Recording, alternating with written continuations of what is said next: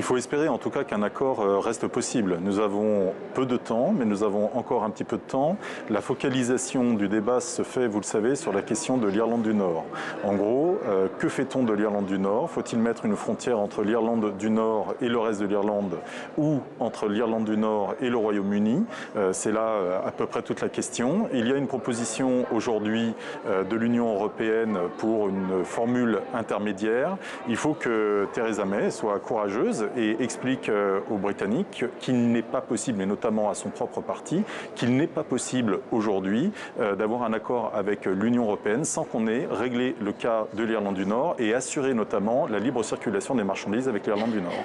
Theresa May reste inflexible et Donald Tusk, le président du Conseil européen, en revanche, un discours plus pessimiste. Pour lui, il faut plutôt se préparer à un scénario d'absence d'accord. Qu'en pensez-vous ?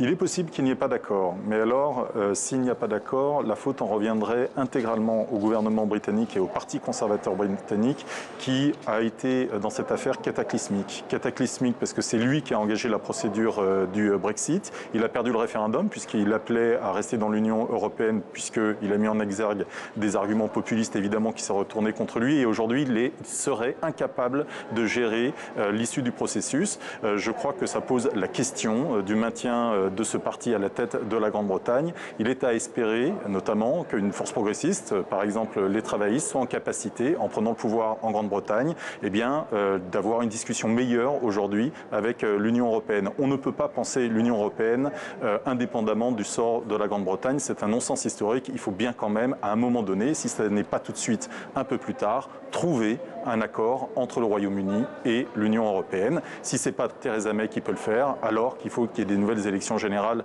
au Royaume-Uni et qu'une nouvelle équipe se mette en place. Est-ce que vous